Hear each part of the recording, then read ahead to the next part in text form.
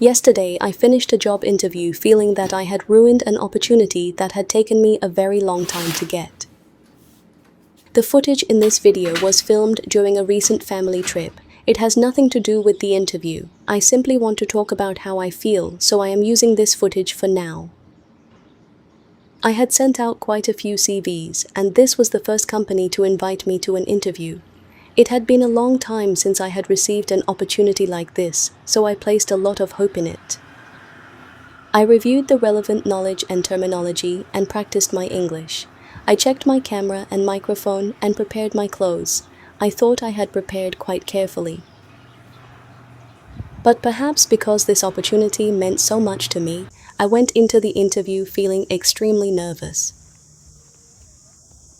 When I answered the first few questions in English, I spoke quite quickly. I felt nervous, but they saw it as arrogance. They told me directly that I was arrogant. I explained that I had not meant to come across that way. But after that, in my view, the questions began to feel increasingly personal. Every member of the interview panel that day was a man. They leaned all the way back in their chairs, and one of them used his phone while I was answering. At certain moments, the way they sat and interacted with me made me feel that I wasn't being treated with the same level of seriousness they expected from me. Then one of them asked me, "What would you think if I chose someone who knew how to behave rather than someone who knew more?" I was still able to keep my composure and answer the question calmly, but honestly, I felt that I was being looked down on.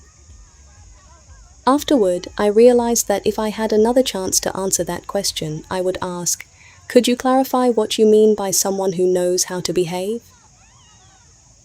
If it means someone who listens, cooperates, and respects their colleagues, then I agree that those qualities matter, but I do not think knowing how to behave and being knowledgeable are mutually exclusive. I am not telling this story to attack them or to prove that I was completely right. If I had been calmer from the beginning, perhaps I could have answered in a softer and more appropriate way.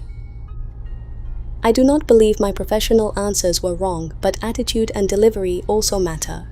Even so, I couldn't stop wondering, was the way I came across really that unpleasant? Or did the way they questioned me make me worry that they weren't only looking for someone cooperative, but also someone who would simply do as they were told? I do not know the answer. I only know that both feelings are still there. I regret the way I handled the interview, and I am still uncomfortable with the way they treated me. Since yesterday, I have kept thinking about the interview. I feel embarrassed, I doubt myself, and I regret that I may have let a rare opportunity slip away. At one point, I became so angry that I screamed while I was alone. But most of what I feel is still regret. With my finances almost exhausted, I cannot stop wondering what I would do if they called to offer me the job.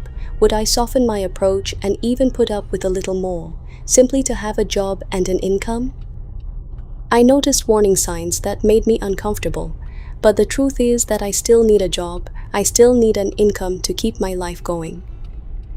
I do not know whether accepting a job like that would be practical, or whether I would simply be forcing myself to endure it because I desperately need the money. If you were in my position, what would you choose? Would you accept the job as a temporary way to become financially stable despite the warning signs?